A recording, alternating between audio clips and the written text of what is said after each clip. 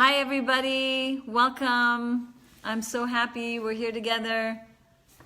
Let's see here. We are going to be covering such amazing tips and really secret ingredients of how to handle those not so good thoughts that come our way. According to Tanya, not only should we not get disturbed or feel dejected or sad when these thoughts come our way, we actually can reach a level of joy. Can you believe it? Joy? So the Alter Rebbe actually explains that many things are going on when we just push away, or better yet said, not engage or not give in to the thought that we have that's kind of bothering us. So the Alter Rebbe actually says that when you don't give in to this negative thought, or even just like a not holy thought, you're actually blessed. All participants are muted and they can unmute themselves. So that literally you get rewarded as if you did a mitzvah. So instead of feeling so downhearted and dejected that, these thoughts are driving me crazy, literally every time you don't give in to the thought, you actually get a mitzvah. One reward and another reward and another reward. We are also taught that by you not giving in to that thought, and you're separating yourself from that thought, then Hashem in kind separates you from your negativity. So for instance, let's say a person has a real challenge with anger or sadness or any other kind of different midah, then by not giving in to that thought, and you're basically separating yourself from that thought, so then God says, my dear child, you're doing this, measure for measure, I'm going to reward you, and I'm going to help you separate you from your dark side. So you can literally have this intention while not giving into that thought that you're breaking the husk and that unbelievable hardening of your heart that keeps you from behaving in the way that you want to behave, and see yourself literally free from that negativity. Whatever it is, that negativity has been, been a challenge in your life. So this actually gives divine pleasure above. And so you can actually increase your pleasure and joy that you gave God that kind of pleasure. And again, you remind yourself like how rewarded you are from pushing away that bad thought. Okay, so the word pushing away is not so nice, but you could use the term not give in to that thought, not indulge in that thought, and not go after your heart's desire.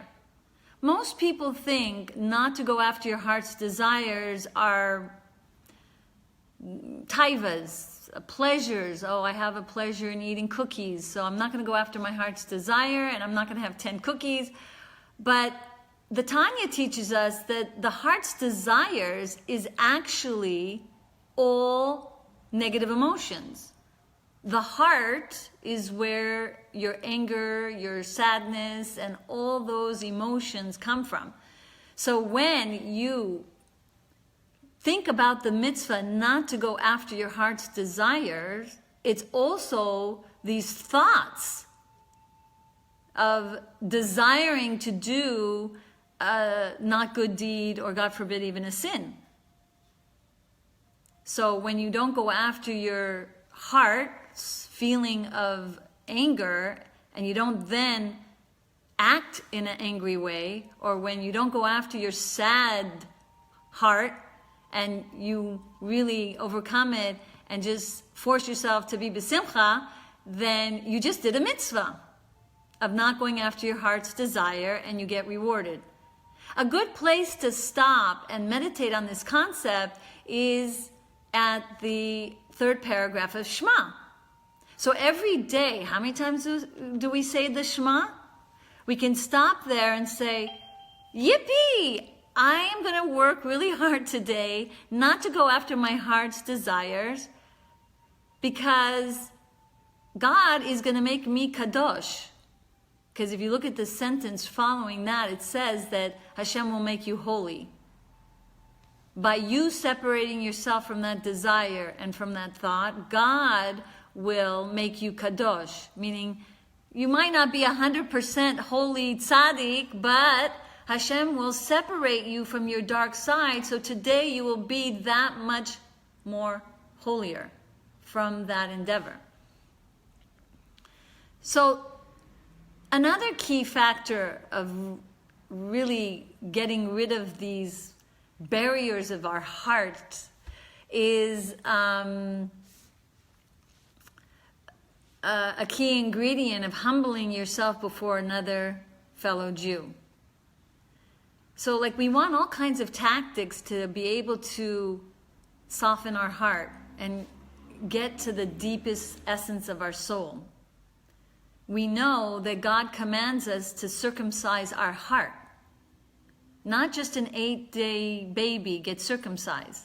Every Jew has this mitzvah to circumcise their heart. What typically can happen, you eat, you sleep, and you drink, and that alone can increase your animalistic tendency, especially if, of course, you're engaging in these endeavors not l'shem shamayim, not for God's sake.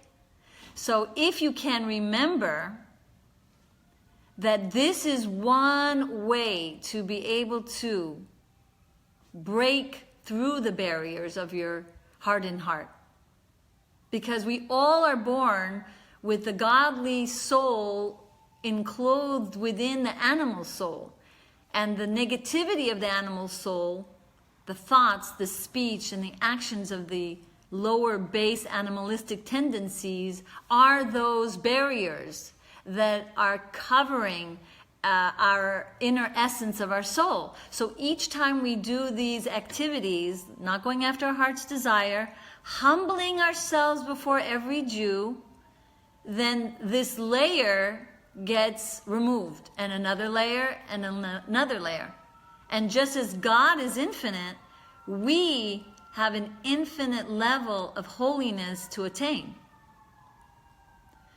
So let's think about this humbling of ourselves before another fellow Jew as a key ingredient to break that sitra achra, crusty, hardened heart, otherwise known as klipa.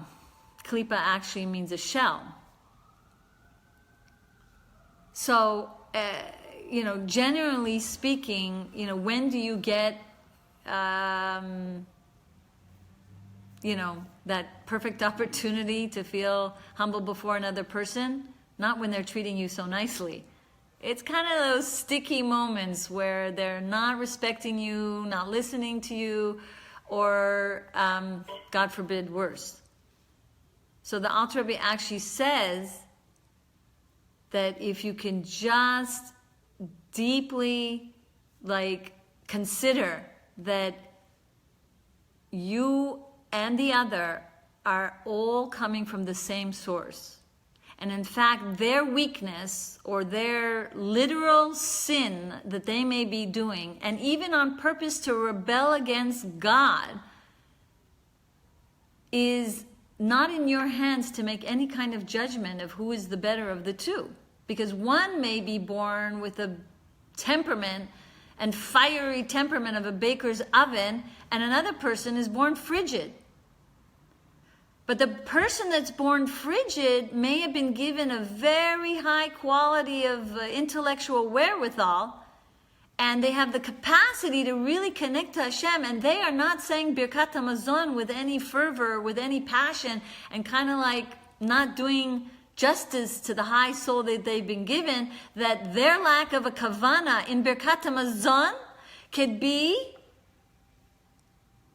is equivalent to someone who is sinning, God forbid. So any moment a person decides to remove themselves from this kind of judgment and really humble themselves before another Jew, then what happens is you're breaking your klipa. You're breaking that barrier that's in your heart, that's covering the essence of who you truly are. And unfortunately, we have sometimes many opportunities with people who don't behave so perfectly to us to then, minute after minute, crush our heart so that the essence of who we are comes shining through.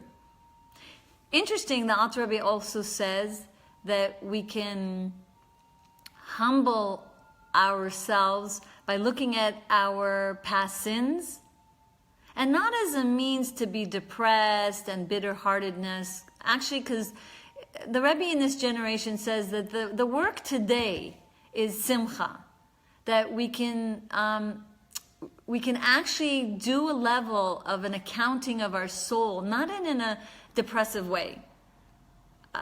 Just like, what was profitable today and what was not profitable today, just like in an accounting of a business. Well, this didn't go well today. I see this item sold more, so I better order more of this. So at the end of the day, you can do a mini vidui, but not like something so heavy-hearted. With calm and with happiness, that because of this accounting, you'll be able to have a better day. I kind of like to give the example of, if a person, especially us women, and we might get this really nice dress that we like, and unfortunately gets stained. So what you would do is take it to the dry cleaner, and you're very happy to do that because you know that they're going to be able to get the stain out. So right before going to sleep, when you do this accounting of your soul, you have this moment to break these klipas of the sins of your day and bring your essence more into revelation. And I actually call it vitamin C. Like, you take vitamin C every day so you won't get the virus. So when you do this kind of work and really do an accounting of your day and truthfully say sorry, then what happens is you're literally preventing from another layer of sin and another layer of sin that ends up, that could cause such a blockage that you can get, God forbid, Timtum Lev, which the Alter Rebbe talks about, this really hardened heart that does not connect to and can be so stone-like, doesn't connect to doing mitzvahs, doesn't feel ignited at all in any of the mitzvahs. So every night's cheshbon hanefesh, accounting of the soul, is like taking your dress to the dry cleaners to clean up your day and get rid of the stains of the garments of your soul that was engaged in not so positive deeds.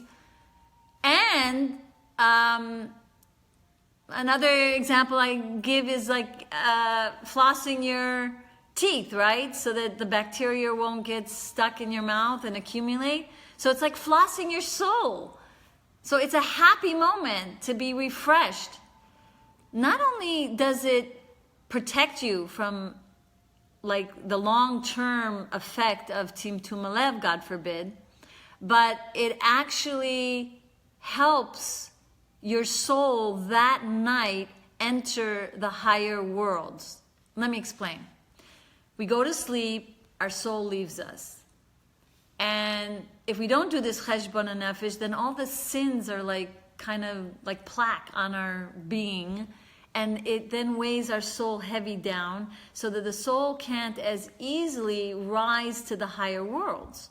So that's why Shema al Amitah and this cheshbon hanefesh literally prepare your soul to go into the higher worlds.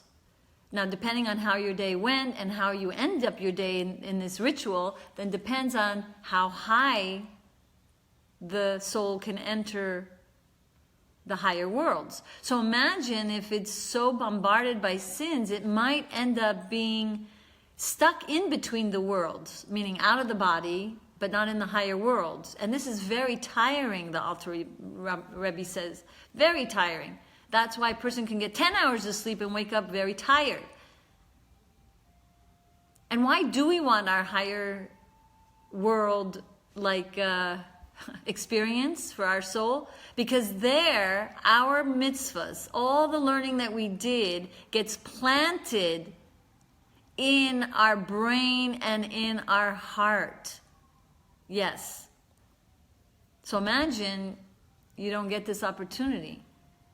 And why do you want the seeds of God's wisdom and the seeds of all your Torah mitzvahs to get planted in your mind and heart? Because then you'll have a more purified heart and more purified brain. You'll have more intellectual acumen. You'll be able to have more self-mastery. Because the next day's davening will depend on what seeds you planted the night before. The Alter Rebbe says in Tanya that these seeds blossom. Your Torah and mitzvahs get blossomed in the morning's prayer. So, imagine you didn't plant the seeds the night before because your soul wasn't so free to enter the higher worlds. Many people don't realize that but for the nighttime prayer do your Torah mitzvahs get planted in your mind and heart. And not but for the next day do those seeds blossom. So I give an example of a bricklayer who's working and working and working, and every week passes and the person doesn't cash in their check, and the boss happens to notice after several months, and the boss says to him, I noticed you're not cashing my checks. Anything wrong? So the worker says as follows, oh, I'm so tired. I can't. I'm too tired to go to the bank. So basically, nighttime Shema, Alamita, with Cheshbon Nefesh, and breaking free from the negativity of the day, is the time you cash in your check, as it were. All those Torah mitzvahs that you did that night get cashed in.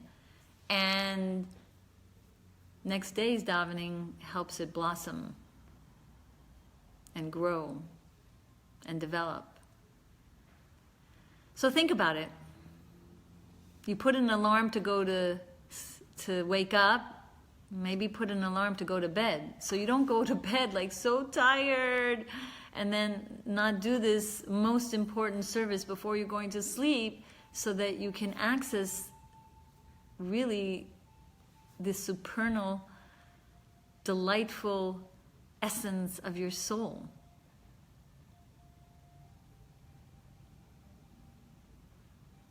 So, what do you think? Maybe you'll put an alarm to go to sleep, especially now daylight savings. Oh my gosh. So these are some of the ideas that are in Tanya that teach us how to protect ourselves from getting dejected and downhearted from all these thoughts that may be plaguing us.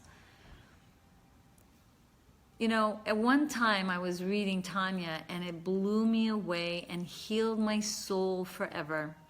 I remember when the Alter Rebbe taught in the Tanya that sometimes it's, you know, a person can do all the meditation in the world and do all the right things, and, you know, they're still struggling, even at the level of a Beinani. You know, the Beinani actually acts like a tzaddik. What's the difference is that he's struggling with these thoughts. Imagine such a high level as a Beinani, and he's also plagued by these thoughts, and he's also struggling with these thoughts. So I was thinking like, okay, I'm not a Beinani, so why am I demanding that I not struggle with these thoughts? And then I made peace with them. I made peace with the fact that my mission, because some people have a mission more than the other to deal with these thoughts. And it's not their fault. It's just God chose them to do this kind of as a sweet delicacy. There's something that like a sweet delicacy to Hashem, and that's the work of a tzaddik that doesn't struggle. And then there's like the bittersweet, kind of tangy, spicy delicacy of Hashem that brings pleasure to Him when we battle these struggles and we still keep fighting them. And for whatever reason, it's the job of the average person, and only a select few that have the privilege to be a tzaddik.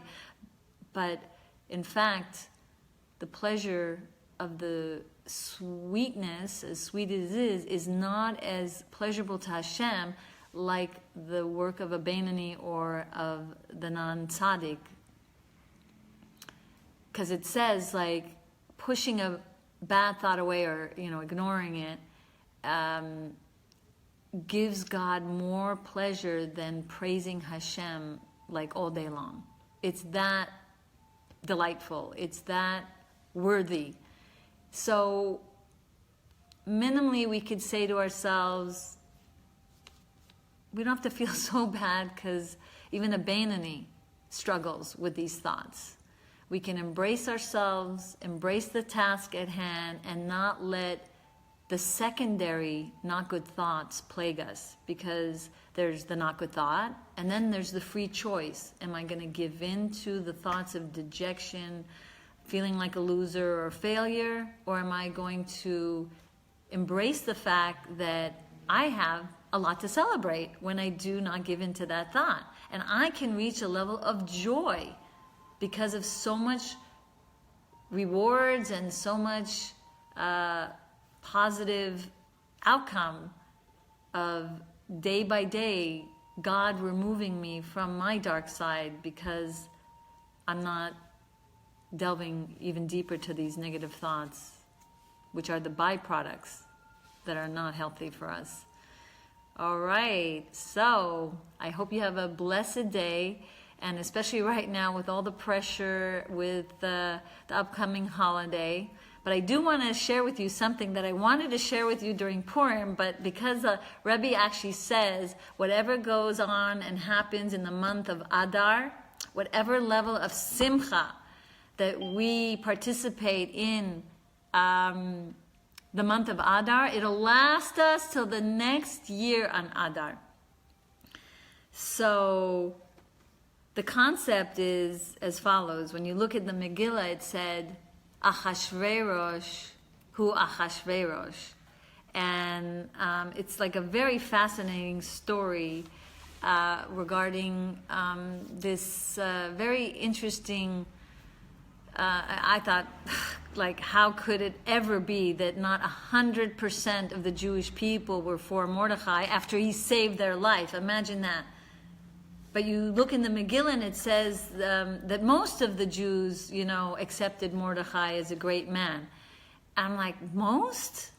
How could that be? After he saved their life? Well, you see, Mordecai stayed in the palace after Haman's decree was annulled. Why?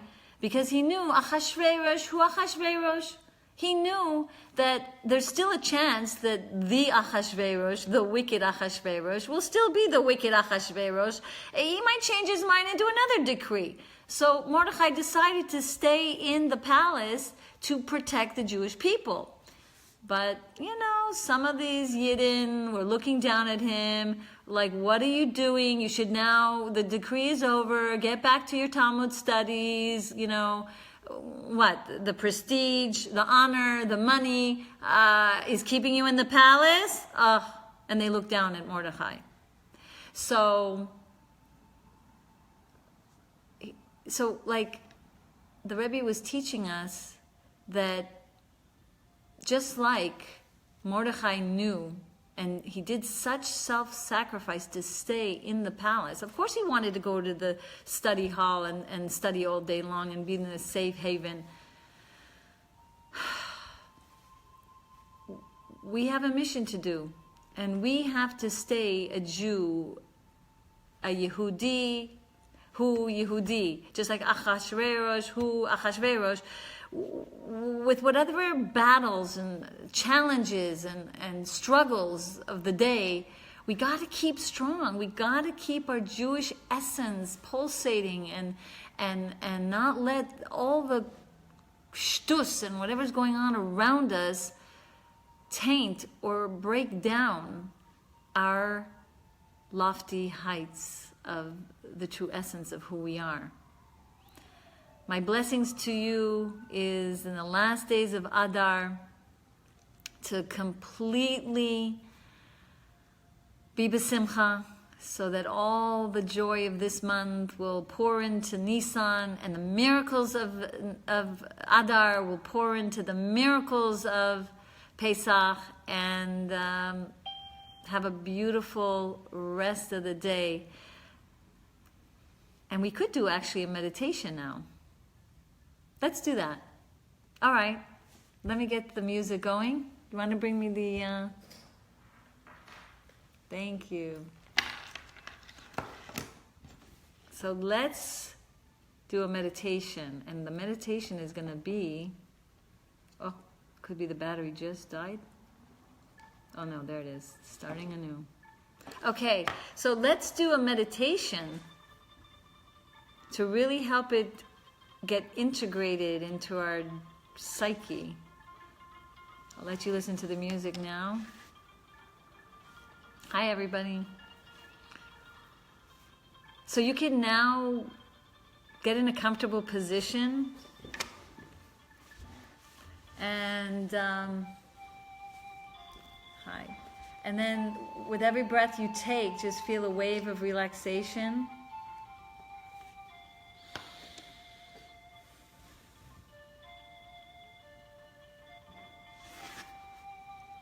And lately I've been loving to make a meditation on like this amazing cocoon of holiness surrounding you. So you can begin to feel a wave of relaxation, a beautiful light, pictured like you want, or a misty cloud. Connect to the Anana Kavod, whatever your brain would like to have that image of just this energy and this light just surrounding you from the bottom of your feet and working its way up.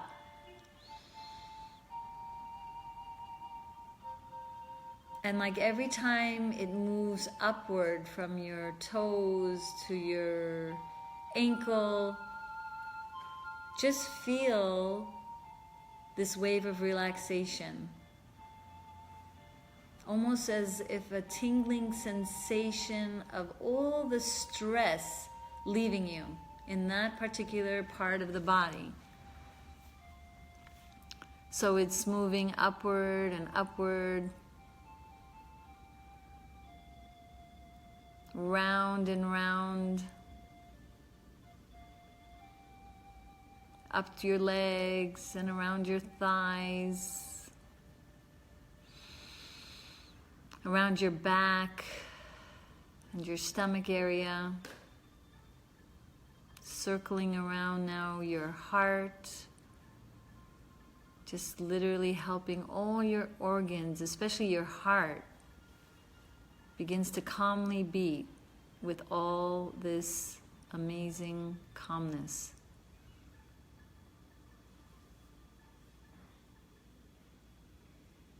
And then it begins to move up your back and your shoulders, surrounding your arms as well.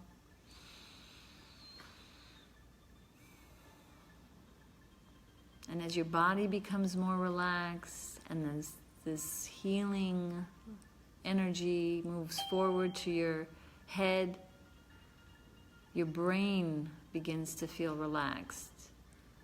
And your facial muscles, everything about you now is really relaxed.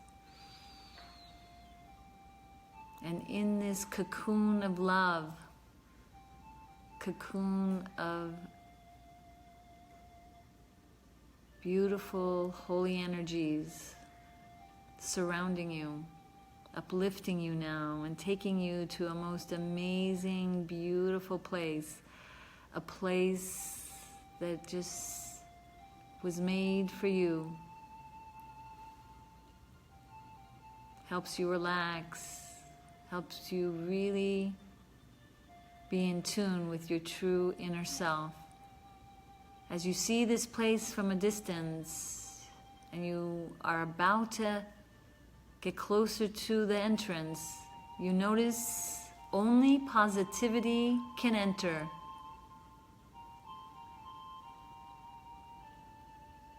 So you exit from the place you were before, and you enter now this zone where only positivity can enter. It's as if all the negativity just is now melting away. All the barriers, all the klippas, just melting away as you pass through this door. And it's such a beautiful place, a place that just helps you relax, helps you to center and reground yourself.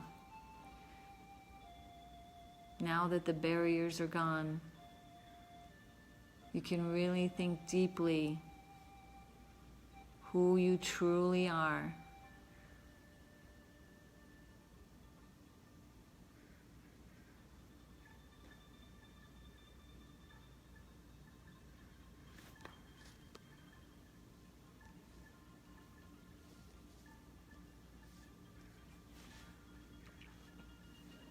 And now, have a vision of yourself. Now that all the barriers, all the klippas, all the negativity is completely removed,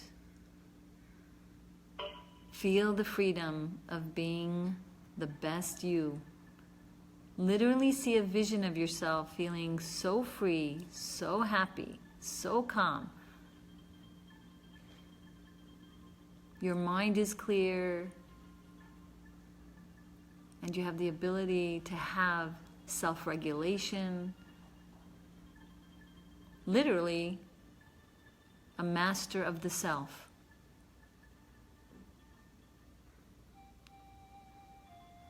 Maybe invite someone into this beautiful space.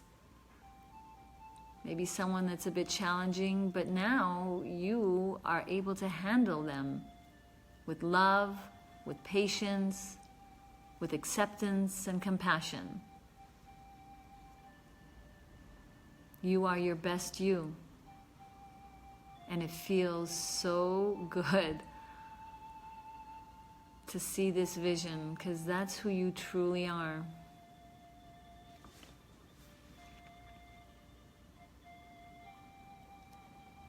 And your love and your patience and your compassion is overflowing to them. See them accepting your love. See them absorbing your Kedusha. Your holiness is now igniting their fire, their holy fire. And you begin to bond. They are loving you, and you are loving them.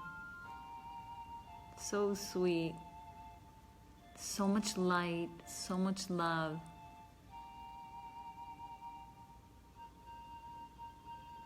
Total unity.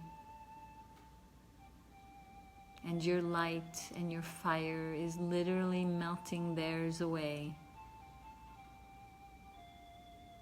All the harshness and the blockages of their heart are being melted away by your warmth and love, by your light.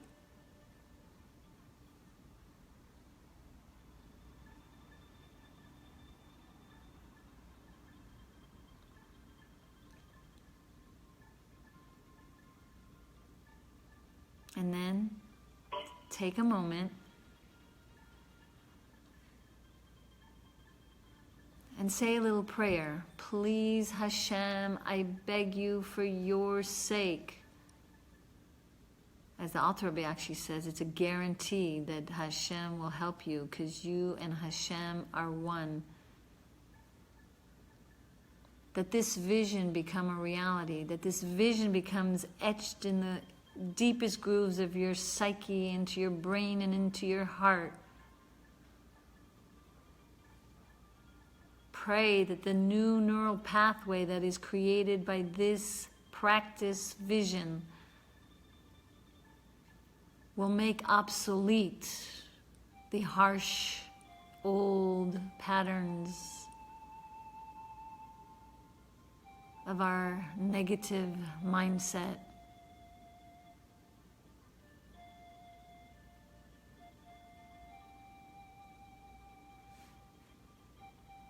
And I am blessing all. Amen. So you begin to feel a lot of more hope. You begin to feel strong as you walk out of this garden of peace. Your legs giving you the strength to go forward.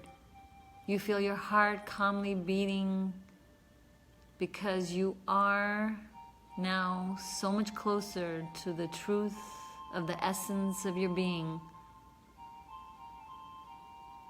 Your hands are now ready to share, to give, to help. And you're smiling because you're not alone. And God is with you. And the wisdom of Hashem's Torah is guiding you. And when you open your eyes, you really are that much closer to seeing the truth in you.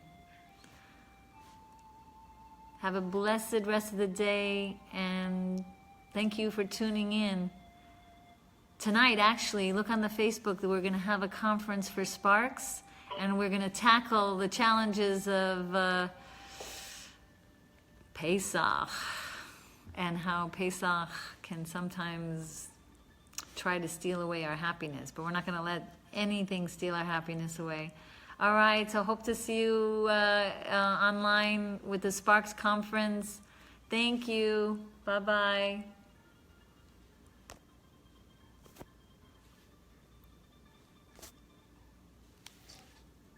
Bye-bye.